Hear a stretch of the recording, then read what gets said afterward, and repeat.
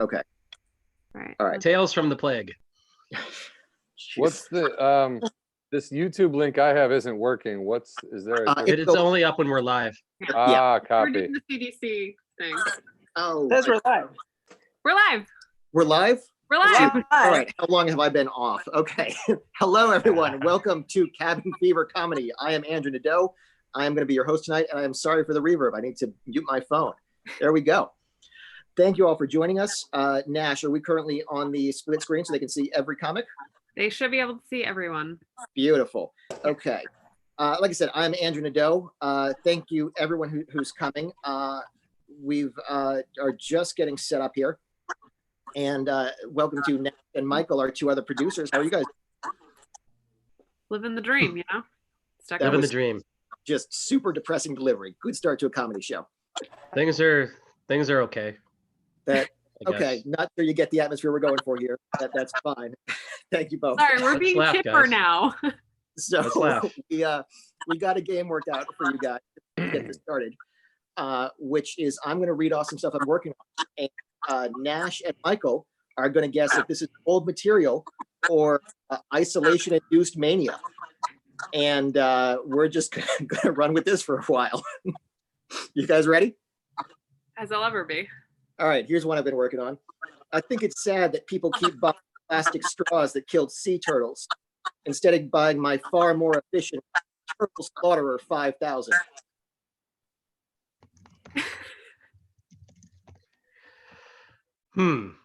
This is hard. The Yeah, guys- YouTube isn't working for me either. Either I think you've had that it's going to before. win you anything.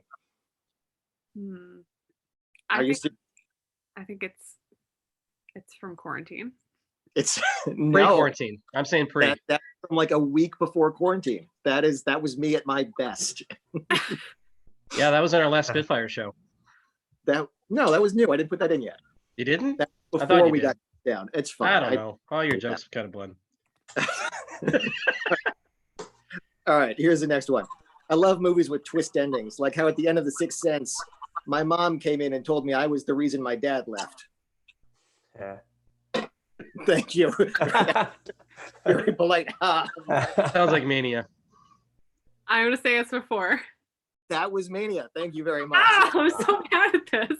These all will be better once they're stage ready, guys. These are just rough notes at the moment, so we'll see how that goes. All right. If you eat cake fast enough, your Fitbit thinks you're walking. Quarantine for sure. That's quarantine, yeah. No, I was trying to avoid exercising well before that. That's an old one. Change is hard. The soft ones we call dollars. That's quarantine. That's quarantine. Absolutely. This is so depressing. No, these were all before. Jesus. All right. I'm legit worried about you. This was funny. This is a character I've been working on. Okay. This is an Oompa Loompa in his job interview. Okay. So was looking over your requisite skills. I worked in a chocolate factory and a patisserie. Do not have, I thought this might be a typo, do not have experience discarding bodies of dying children while I sing. Is that? No, I'm eager to learn. Okay. End of character. That's got to be quarantine, right? Quarantine. Yes, that one's Oh, quarantine. thank God. I love to go to the museum and pretend all the statues are Medusa's ex-boyfriends. That has to predate quarantine. What is a museum? What would inspire museum right now? That one, no, that was quarantine. God, Jesus. you guys are terrible at this, or my jokes are. are bad. Either one could be. You're nothing if not consistent. They're doing another Jurassic Park movie, but a lot of the creatures aren't actually from the Jurassic period. Jeff Goldblum, for example. He's from that. Quarantine? I don't even remember. I haven't told it before. If you're listening to that. I've never heard that before. All right, when's Michael's favorite? If a transformer dies, what's the respectful amount of time to wait before I can just use it like a regular car? You know, every time I hear that joke, I start to think like, is it what if does the car decay? Like, does it rust? Like, does it like break down like a human body? It's honestly thank you for taking this the most depressing angle possible. Right? Everything dies, Andrew. Yeah. Even your car. You think a Even Transformer your receives car. a regular car and just gets really turned on?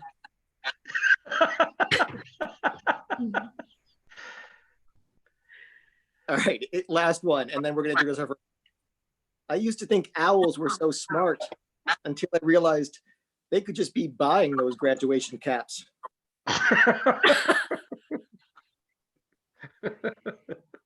The 1950s called. What is that a classic? I'm sorry. Is my That was owl definitely humor before dated? quarantine. It's brand new, baby. All right. Thank you Killing it. guys for patronizing. This is behind the scenes, by the way. This is how comics work out jokes. When good friends like Nash and Michael will say, you should cut 95% of those. Do not tell those on stage. I like the part when you said hi. That was great. That's beautiful. You guys are so supportive. Thank you. This is how the sausage get made. This is why you normally don't read from the notes during your set. It's All great right. when your whole audience Let's are get comics. guys started with It's guys just, who have it's their so work prepared. we're supportive people. Thank you very much. Our first comment up, I'm so glad we could get him on. By the way, I'm going to be dropping Venmos in the chat if you feel like sending tips to our comics. There's more than one. But our first one up is currently stuck in Hawaii and is doing a great job being entertaining anyway. So please give it up for Evan J. Kessler. Sorry. This is me pretending to get off my shift as a first responder.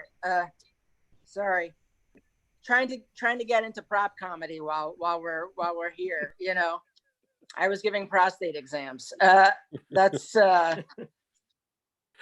okay. No, I like going to the grocery store now and just nodding at everyone and saying, "Doctor, doctor." We're all doctors now. We're all doctors. Pretty fun. It's I don't know. I am now like the villain of this comedy show because I'm in Hawaii. I think I lucked into a situation. This is gonna also make me sound like a bad guy, but on Valentine's Day, I broke up with my girlfriend. That sounds bad. But then 3 hours later, I got a text saying, hey, do you want to come to Hawaii and dog sit for me for 11 days? So that was, and also like the alternative to breaking up with my girlfriend on Valentine's Day was staying with her another day, having her over, having sex, taking her HBO Go password, and then breaking up with her. Like, I feel like I did the honorable thing. Like, I don't know. I feel like that's the honorable thing. It's a lot of people are asking the question now. Like, they're asking this question to each other. They're saying things like, "How are you?" You know, I know that's a common question, but it means something different now. It means something totally different. I feel like you say "How are you" to someone, and you're grading on a very steep curve now. There's like, "How are you?" And I go, "I'm okay." That's like a B+. Yeah, it's like that means you're not cutting yourself. That's what that means. I'm fine. I'm washing dishes for fun now. That's what I do. That's what we're I think if you're not being like your truest self in the quarantine, you're really like, you are who you are now. This is who you are, whatever you're doing. I think we're all dealing with quarantine. We're all dealing with quarantine in like a similar way, you know, like we're all starting podcasts called social distancing. There's like, there has to be there's probably like 70 podcasts called social distancing now. And that's a whole category of podcasts. Like, do you want a podcast called social distancing? And they're all ranked by like the popularity of the comic who has it. Unless you're in LA, and then your podcast is called SoCal Distancing. That's you're being clever. You're very clever. I think this is a time where like a lot of us have time to look inward. And sometimes, we're using this time to experiment, mostly with autoerotic asphyxiation. I think we've got the time. We don't have the company. I don't know. I think it's funny. Like you go out, you go to the grocery store and you go get essentials, like essentials. But I'll be at the grocery store and I'll get like 2 candy bars and ice cream. And everyone's like stacking up on like food for the week. And I'm just like, I really wanted this ice cream. I'm risking my life for this ice cream. It's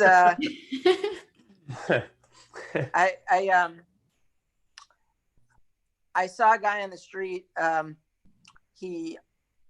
was walking to the grocery store and he came up to me and he said, "Why is everything closed?" I didn't know Encino Man was around. Yeah, I see. I didn't know what to say at that point. Like, it's like the other day I was walking to the, like every trip is a grocery store. So every story is I was going to the grocery store. And and a guy was like, he was a homeless guy, I'm not shitting on a homeless guy, but he was like, "Can you do you have $1?" And I was like, "I'm not carrying any cash." And he said, "Well, you want to shake my hand?" And I was like, "No, I'm not shaking anyone's hand." Like, and he didn't know why. He didn't know what was going on. So I don't know. All I'm saying is, if you're going out and you're wearing a mask, which you should be, it's the perfect opportunity to work on your smiles. Okay. That's what you should be doing. You should be smiling with your eyes, work on it, because you see people, I don't know if you've ever been, if you went to college or lived somewhere that was cold and you always had to wear a jacket and it was covering your entire face, but then you saw someone who wasn't and you were like, "Hey, what's going on?" And then you didn't realize your entire face was covered, whatever. Anyway, all I know is we're all just going to gasp in horror whenever anyone sees another person touch another person like ever again. It's going to take us a while. So I don't know. All right. I have been Evan Kessler. You guys have been great. This has been a lot of fun. And enjoy. Yeah. Keep your social distance, but not your emotional distance. Okay. Thank you very much. All All right. right. Beautiful. Our next comic up, we are locked on Michael, it looks like. Wonderful. Okay. Our next comic up is a very good friend of mine. She's actually one of the first people to encourage me to start doing stand-up. She is was a Toronto, now New York-based comic. Please give it up for Sara Wren. Thank you. This is so exciting. It's my first time doing, I guess, virtual comedy. I've been hesitant to jump in, but I figured why not? I thought that I would wear, to show you guys my outfit to the grocery store. So when I go to Trader Joe's now, this is what I wear. To like skip the line, and like I'm hoping that the bouncer is gonna let me in if I'm wearing a dress. And it's hard because I don't know any of their names. I don't know any of them yet, and it's hard for me to just kind of show up. So I'm treating it like I would anytime I've ever had to wait in line for anything as a woman, and it's not working. I actually am going to share my screen because I put together a little presentation to talk about something that I've kind of been going through during quarantine. So I took this time to really reflect and think about who I am. I wanted to grow. I wanted to focus on what I identify and who I am as a person, because I'm so much more than just a comedian. I'm also a sister. I'm also a Canadian. I'm also a daughter. You know, there's so many things about me that I identify with. And I came to a burning question of why hasn't anyone ever called me a bad bitch? So anyone who hasn't heard this, a bad bitch is a woman or a female who is confident. She's independent and strives for herself, and she can control herself. She's considered irresistible, totally mentally gifted, and usually also fine as hell. So that's the definition of a bad bitch. And so when I go back and I think about this, and I try to apply the words like confident. Yeah, I think you have to be confident to be a comedian. Irresistible. I think I can think of a few examples. Usually fine as hell, sure. Not all the time, but usually. And I'm a woman. So you would think at some point in my life, I would have been called a bad bitch. I did some research because the first thing I thought is maybe the public is just not educated. Maybe that is where it comes from. I was born in 1991 and maybe it wasn't popular, or maybe the phrase didn't exist. So I went on to Google Trends and I looked up, and one of the most popular topics was how to be a bad bitch. Started trending in 2007. And you can see that there's a huge spike worldwide right around 2015. I compared that data with just the search term bad bitch. And over time, you can see that it has increasingly been trending, and more people are looking up bad bitch. So it seems highly unlikely that people are unaware and it's not an education issue as to why I haven't been called that before. We go back to 2008 and 2015. There are examples that I fit into the profile of a bad bitch. In 2008, still usually fine as hell. All through 2015, I've remained a woman. I also think that these are examples of me being irresistible. And in the photo in 2015, you can see that I'm rocking a very, very deep V-neck, which you need to be highly confident to wear a t-shirt like that. So then I thought, okay, maybe it's a little bit more to do with image. So I started researching bad bitch and I looked into Google Images to see what would come up. Like maybe people have a different persona of what a bad bitch looks like. And I found it very odd that the images of a bad bitch look exactly like women eating yogurt.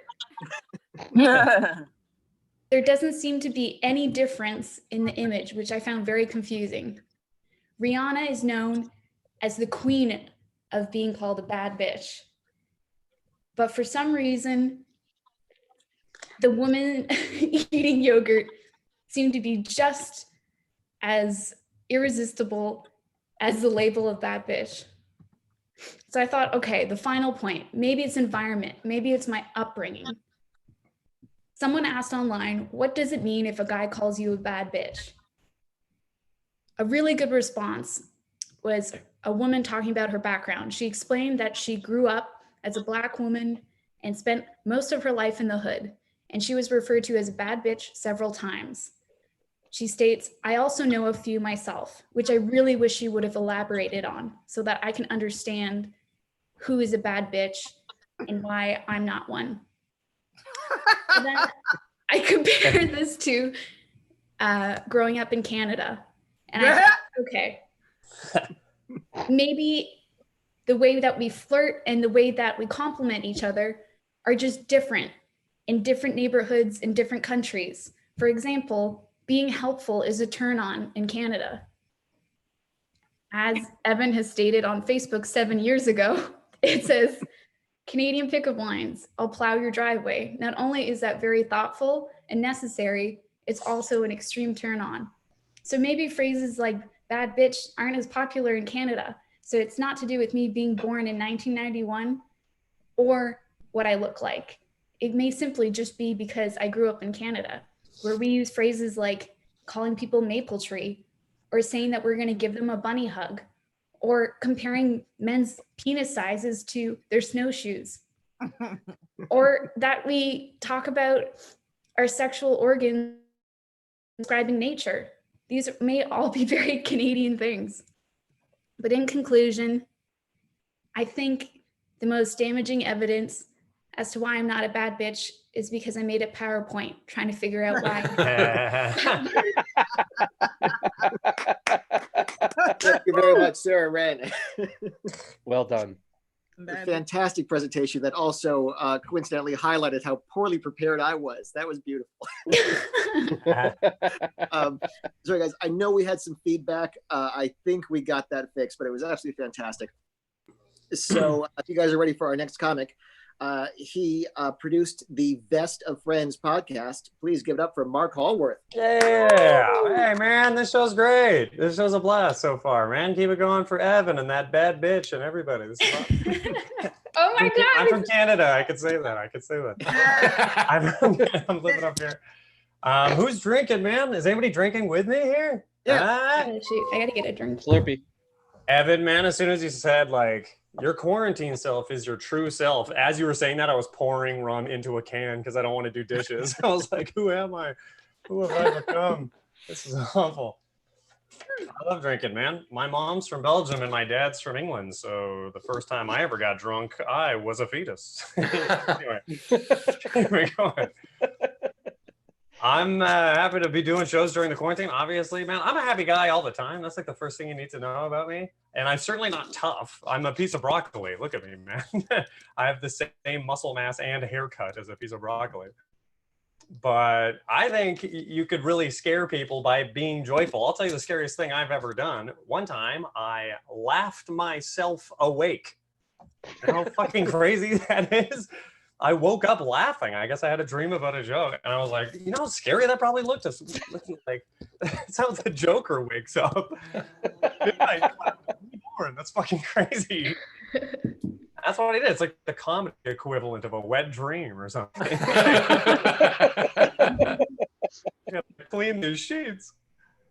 So yeah, that's how you do it, man. You want to be a tough person, put away your barbed wire tattoo or whatever. No. The scariest thing I've ever seen is the guy on the bus who wants to be everyone's friend. What the fuck is wrong with that?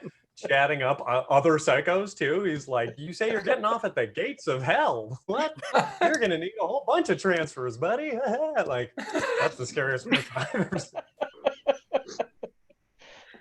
I'm a super optimistic guy and people hate it, man. People are like, you shouldn't want to live in a basement. I'm like, yeah, it's so air conditioned down here. So cool. And if people are optimistic, I guarantee, no matter how cynical you think you are, you're going to hate this because this is super corny, but everybody's optimistic. Because check it out. Everybody calls it the Great Depression. How awesome is that? What a perfect adjective. What a nice thing for such a horrible time where it's like, well, I get bread but not butter. Great. Oh, if I had to say a word for this, I'd pick great. It's Tony the Tiger sponsored that depression. It's great. I love it. I know he means like big, you know, but we don't need a word there at all. That's another thing. There's only one depression. People know what you're talking about. Nobody's like, are you talking about the Great Depression or the Superb Depression? Yeah. Man, were we depressed every day listening to James Blunt? Oh. It's all about positivity, man. Do it with everything. Don't call it the depression. Call it the Great Depression. Yeah. Don't call it World War II. Call it the fancy Hitler Jamboree. Come on, man. It's awesome. One thing, okay, so as a cheerful guy, and I don't want to be inappropriate, but something that bothers me as a cheerful guy is that you can't, I'm not really doing this very often, but it would be inappropriate for me to come back from a funeral and everybody's like, huh, how did it go? it would be inappropriate apparently for me to be like, it was awesome, which is a bummer because it should be awesome. It should be like, yeah, it was fucking rad. They had those triangle tuna sandwiches. You know what I'm talking about? Like, it should be a good time. It was celebrating somebody's life. I'd hate to go to a horrific funeral where everything goes wrong, where someone's like, oh God, that funeral, the casket was spring loaded, the corpse went flying. Like, what the fuck? I'm just saying, for a guy like me, a cheerful guy like me, please make my funeral, like, throw me a funeral that could only be described as awesome. I'd love it. If people were like, you didn't go to Marc's funeral? Oh God, man, there was rum and cokes. Kesha showed up. Oh, shit. He's the best. So save the date, guys. August 18th, 2020. It's going to be fucking awesome. It's gonna be a good time. Last thing out of me. This is fun, man. Thanks for hanging out. Okay, so one cool thing about being a comedian, did you guys feel this too? One cool thing is that your decisions are never really that consequential. My whole decisions are like, should I do the joke about being poor or being drunk? Like, I don't really care. But other professions are like really serious. I was getting blood work done one time, and we got talking about comedy, about Russell Peters, the blood doctor of comedy, you might say. And she was like, I guess telling me about the show. She was like, yeah, I saw Russell Peters. He talked for like an hour. I can't believe he could remember it all. And I went, aren't you a doctor? This woman's like, memorization blows my mind. Like, as she's pulling blood out of my arm, by the way, she's like, oh, I can never get something so precise as a joke. Oh. So I'm grateful that this is it. You know, the worst thing that can happen to me is I like lose my place in my set. If I was a doctor, I'd lose my keys in a body for sure. Like, oh, your crowd didn't laugh. My guy didn't breathe, for fuck's sake. Anyway, that's my time, guys. Thanks so much for listening. This is cool to meet all these new people. Marc Hollworth. Oh, that was fantastic. Thank you very much, Marc. That was great. We have got two more comedians up for you. Our next one has an album that just came out, which you can currently get for free on Pandora. It's called Compromise Maturity. Please give it up for Jon Huck. Yeah. Hi. It's obviously I've never done anything like this either. You guys can hear me, right? I got these earbuds in. All right, cool. It's impossible to do this with the same energy you would give on a stage, I think, you know? So I feel like there's no way for me to come into this without sounding like just a hungover substitute teacher who has no, you know, just like, oh yeah, comedy. Pass out some joke books. You guys can, I guess, put your head down when you're done. I'm gonna go out back and smoke cigarettes and think about where it all went wrong. I'll take a drink. That's you guys will know when to applaud. So in my head, that's what's going on. I've been watching a ton of television, obviously, and I gotta stop saying obviously. I'm watching a lot of TV, and I don't want to get political or speak. I don't want to rile people up, but I will say that big toothpaste can take it down a notch.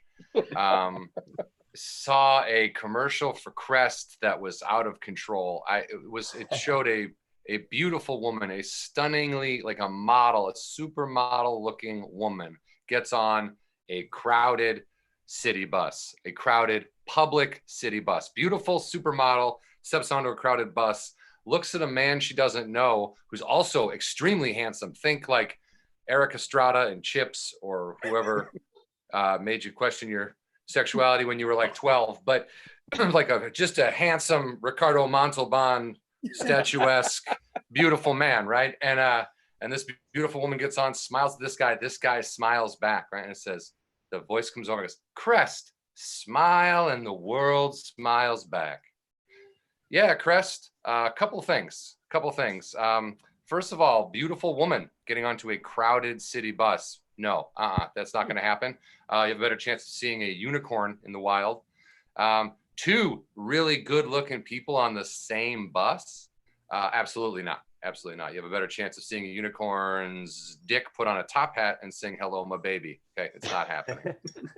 But I love the voiceover. It's like the motto of the whole thing was "Smile and the world smiles back." Yeah, if you're a supermodel, I bet that's true. You know, I'm sure you get on a bus, smile, everyone smiles back at you. But my guess is that if regular people, someone like myself, were to get on a crowded public bus and start smiling at people for no reason, I feel like no one would smile back. You know, I feel like mothers would hold their children closer. I'd probably take a shot of bear mace right here. Probably a ride in a cop car followed by some sort of court-ordered ban on public transportation. But no smiles, you know what I mean? And my favorite, but the whole thing, and you were talking about this earlier, I think Mark or maybe Evan, but the biggest thing about the whole commercial for me was who was smiling on a public bus? Who is that? Who is that person? That was unsettling at best. I feel if you're on a public bus and you see someone smiling, you should know that that person just got out of prison. It's literally, they're looking around like, oh my God, look at how much light comes through these windows. And boy, there sure is a lot less forced butt fucking going on here. And you notice how I said less and not none. It's still a public bus, guys. It's still a public bus.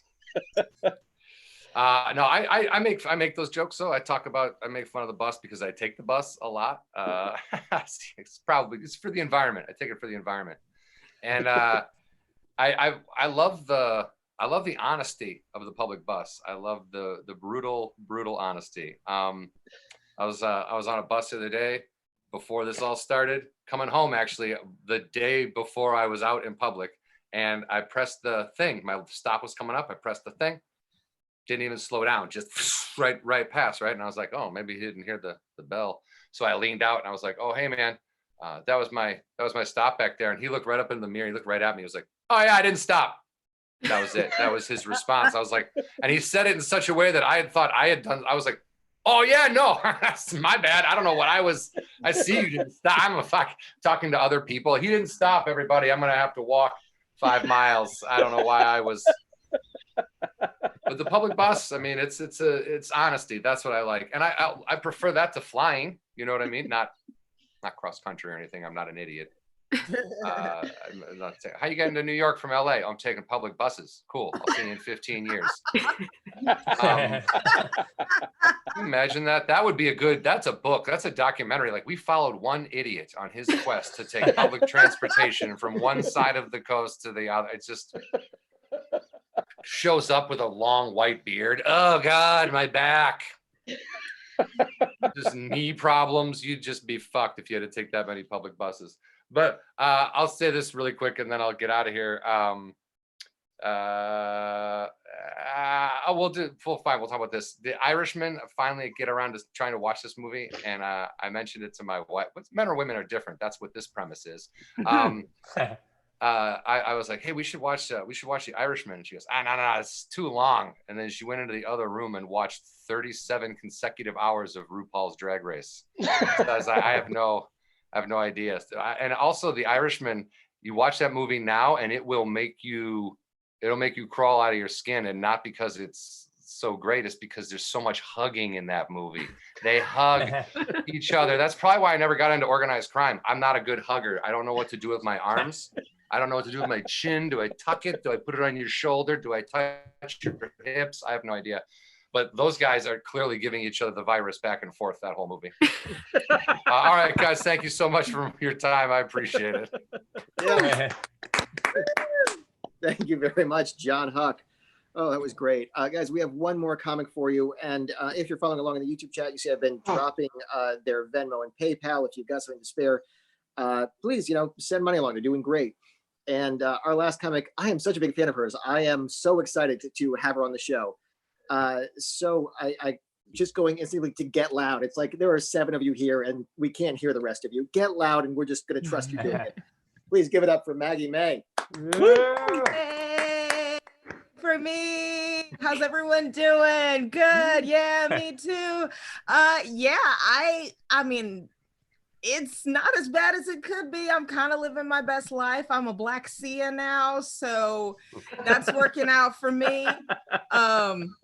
Pants are not a part of the equation of my life anymore. They don't have to be here if they want to. I am a headstrong single mother. You can be part of this if you want to, but you don't have to. I could be titties out because I'm just this much up. Like, I don't have to be.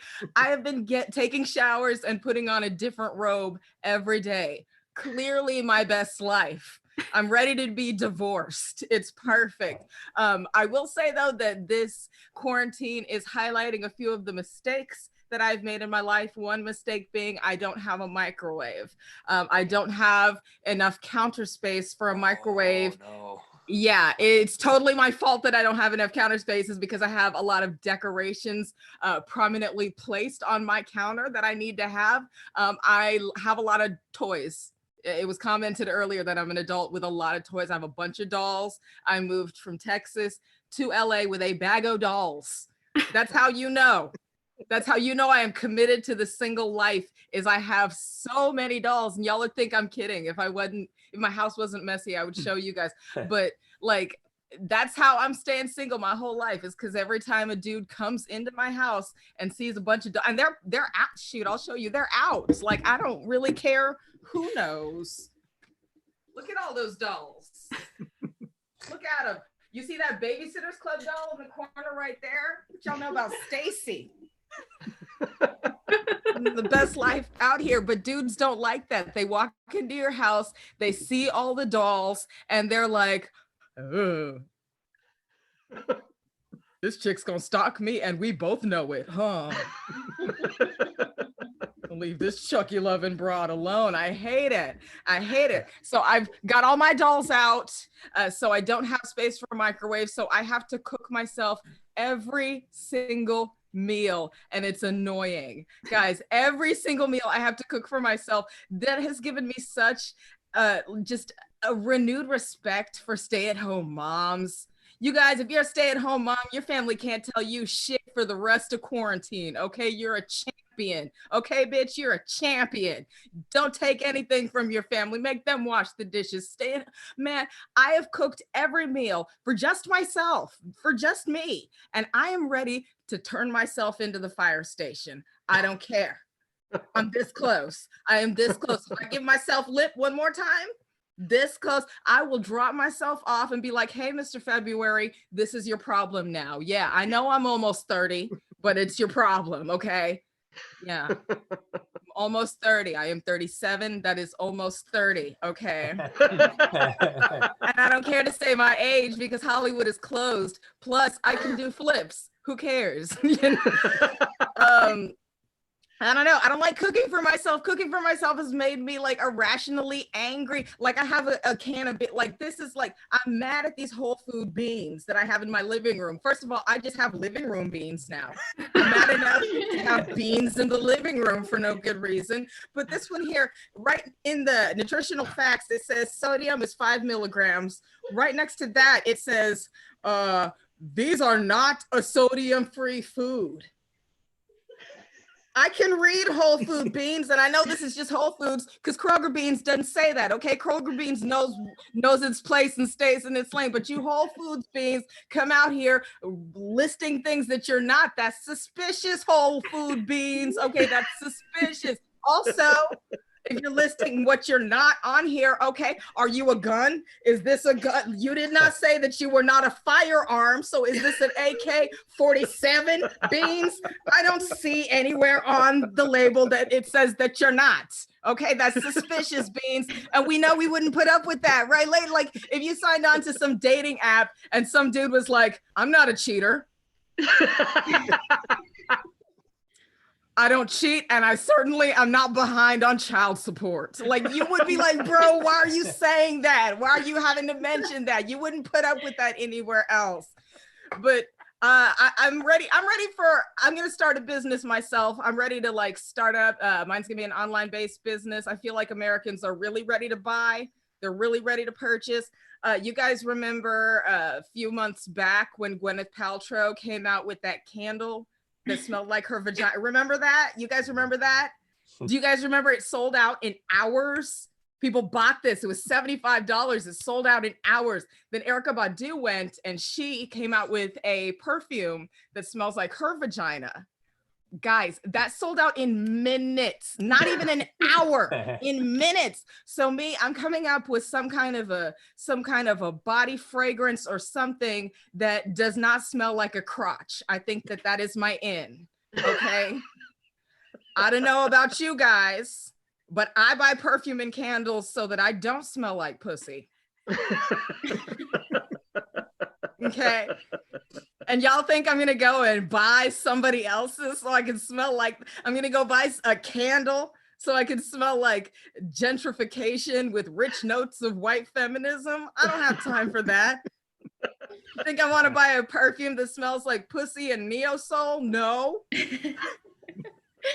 And on top of that, that's not even their real stuff. You guys think that that's their stuff? You think that they're in a lab with beakers and Bunsen burners like, yeah, that's my stuff. All right, give me another one, man. Give my stank all over it. They're not doing that, okay? Clearly not, okay? They had someone make them a scent and they brought it to them and they were like, okay, that smells good. Put some fish sauce on it and put it on my website. Oh my God. That's what's happening. You guys, I'm a big fan. But right before I leave, I'm a big fan of fights. I've had a lot of time. I love it. World Star's my North Star. I love fights. I love watching people try to handle a problem in the least productive way. That's exciting. That's exciting to me. It's fun. It's so fun. I love it. Like I've dropped my groceries and ran to an aisle because I heard "bless your heart." That means a fight's about to start. Those of you guys listening who are Southern, y'all know what I'm talking about. Bless your heart. That literally means like, I hope that your whole body falls to shit, but your heart beats strong enough to feel it happening. I hope that happens for you in your life. That's what that means. Oh man, but I've been watching, I'm in 3 different fight groups on the internet. All food related.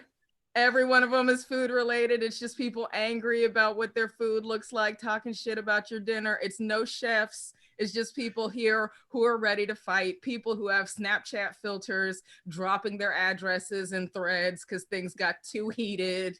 Like we had a 3-week controversy on gumbo, a 3-week controversy, and people got too aggressive. People, I was like, bro, you got a picture of your child in your thumbnail and you are calling, what are you doing? People would be like, hey, quit talking about this. This is my grandma's gumbo recipe. And they'd be like, what? Tell that bitch to kill herself. And the person would come back and be like, hey, she died last spring. And they'd be like, yeah, probably from eating that weak ass gumbo. You guys are great. Thank you so much for coming out. That was hella fun. I appreciate it. Y'all look great. Thank you so much, May. I got so excited by the bean jokes because these are my couch tomatoes. These are just vegetables in the living room. You know what? I might make chili, and I'm glad they're here. The bigger beans. Thank you very much for everyone watching, to all of our fantastic comics. I'm so glad we're doing this. We know you are all cooped up and bored, so we're going to be here every other week for you. Our next show is May 2nd, 9 o'clock Eastern time. You'll be able to find us right here. Please give us a follow. We need 100 subscribers to make this an official account. And if you've got anything to spare, please send it along to our comics. Thank you all for watching, and we will see you in 2 weeks. Good night.